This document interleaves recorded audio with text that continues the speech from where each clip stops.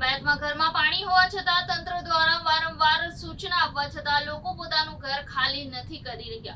Police હવે તમામ લોકોને બળ પ્રયોગ કરી બહાર કાઢશે. હવે ચોમાસું બેસે ત્યારે સુરતને માથે તાપી પૂરનું નહીં પણ ખાડીના પૂરનું સંકટ વધારે તોડાઈ રહ્યું છે.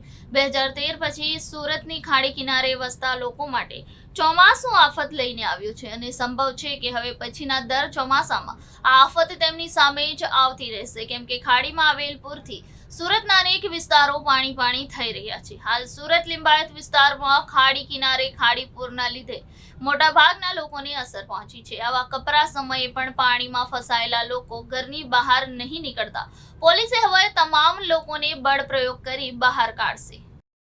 जी आपका नाम कौन सा विस्तार है?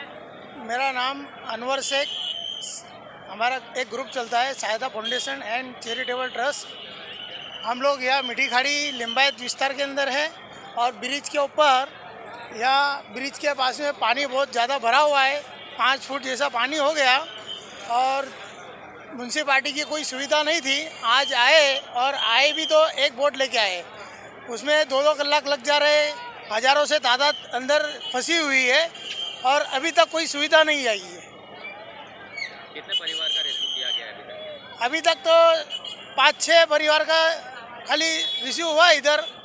उसके बाद में बोट आ रहा है, एक बोट कब तक चलेगा, एक बार जाता है, 2-2 कलाक आता नहीं है, काफ़ी दिक्कत हो रही है। एसएमसी की तरफ से पूछताछ की क्या व्यवस्था की गई है? एसएमसी की तरफ से 3 दिन से पानी भरा हुआ था, आज तीसरा दिन है। आज जाके बोट आई है, 2 बार तो कंप्लेंट कर चुके हैं बोट के लिए, बोलते अभी बोट हमारे यहाँ है नहीं। जी आपનું નામ કયા વિસ્તારમાં પાણી ભરાય છે, કેટલો મકાનો ડૂબ્યા છે? जी मारू नाम जयदीप जय ईसराणी है। हूँ मान दरवाजा फायर स्टेशन में फायर ऑफिसर छूँ। हाल अपने लिंबायत विस्तार में मीठी खाड़ी एरिया है ज्यां पानी भराया है। मीठी खाड़ी कमरूनगर जे विस्तारों में पानी 1-2 माळ लगी भराई गયેલા છે। हाल अमारी टीम रेस्क्यू ऑपरेशन करे છે ત્યાં અને લોકોને બચ્ચાઓને લેડીઝોને આપણે બહાર કાઢીએ છીએ અને હાલ લોકોને એમના ઘરો પર આપણે ફૂડ પેકેટ ખાવાનું બધું પહોંચાડીએ છીએ। હમણાં હાલમાં સર કેટલા રેસ્ક્યુ લોકોને કરાવવામાં આવ્યા છે? जी हाल में આપણે અંદાજિત આપણે 15-20 લોકો અને વડીલો જે બુજુર્ગ હતા એ લોકોને બધાને રેસ્ક્યુ કરવામાં આવેલા છે। કેટલા મકાનો અંદર ડૂબાય છે પાણી? जी આપણે અંદાજિત તો 1000 જેટલા મકાનો છે તે દોરાન અંદર હજી ચેકિંગ ચાલુ છે, અમારી તપાસ ચાલુ છે। એસએમસી ઝોન ડિપાર્ટમેન્ટ અને ફાયર ડિપાર્ટમેન્ટ અંદર હજી તપાસ બધી ચાલુ છે, જ્યાં જેટલા ઘર ડૂબેલા છે, બિલ્ડિંગો ડૂબેલી છે અને લોકો જ્યાં ફસાયેલા છે એમને બહાર કાઢીએ છીએ। આ લોકોને સ્થાન કરાવવામાં કઈ જગ્યા કયા વિસ્તાર આપવામાં આવે? जी हाल एसएमसी डिपार्टमेंटे स्कूलों અને બીજી અન્ય એસએમસીની જગ્યાઓ ફાળવી છે, ત્યાં ફૂડ પેકેટ જમવાની વ્યવસ્થા અને રહેવાની વ્યવસ્થા કરી રાખી છે। હાલ પરિસ્થિતિ કેવી છે ખાડીપુરની? जी हाल परिस्थिति હવે નોર્મલ થતી જાય છે, કામ ચાલુ છે એસએમસીનું ફાયર ડિપાર્ટમેન્ટનું, નોર્મલ કરીએ છીએ। કયા કયા વિસ્તારો આટલા પાણીમાં ડૂબાય છે? જે આપણે લિંબાયત ઝોન વિસ્તારમાં આપણે કમરૂનગર છે, મીઠી ખાડી છે, ડુંભાલ છે, પર્વતગામ છે, કુંભારિયા છે, આ બધા વિસ્તારોમાં પાણી ભરાઈ ગયેલા છે, જેમાં અમારી બધી જગ્યાએ એક ટીમ તૈનાત છે અત્યારે। મેસેજ આપવા માંગતો મીઠી ખાડી? જી હાલ અત્યારે બધા જે ઘરમાં સ્ટે છે એ લોકો ત્યાં સેફ છે અને જ્યાં જ્યાં પાણી ભરાઈ ગયેલા છે તો ફાયર બ્રિગેડની ટીમ આવે છે, તો અમારી સાથે તમે અમારી સાથે જોડાઈ જાઓ, અમે રહેવાની ને ખાવાની વ્યવસ્થા કરી રાખી છે। जी हमारा डिविजनल फायर ऑफिसर मोड़ साहेब आवेला है, हमारा चीफ फायर ऑफिसर परीख साहेब आवेला था અને મેડમ બી શાલિનીબેન અગ્રવાલ ને ડેપ્યુટી કમિશનર સાહેબ ને બધા આવેલા જ છે અહીં। આ જો લઈ લો તમે અલગથી। જી સર, શું સ્થિતિ જોવા મળી રહી છે? છેલ્લા લગભગ અઠવાડિયાથી વધુ સમય થઈ ગયા છે, વરસાદ વરસી રહ્યા છે અને હાઈ ટાઈડના બી સમય છે, ઉપરવાસ જેટલા પલસાના બાજુ બી બારિશ થઈ રહી છે, જેના લીધે આ લિંબાયત વિસ્તારમાં અને આપણા સારોલી પોલીસ સ્ટેશનમાં આવનાર કોઈ વિસ્તાર છે, સણિયા ગામ વગેરેમાં થોડા પાણી ભરાઈ ગયા છે અને આ વિસ્તારમાં જોઈએ તો 250 જેટલા ઘરો એવું છે જો લિંબાયત વિસ્તારમાં જ્યાં પાણી થોડા વધુ છે।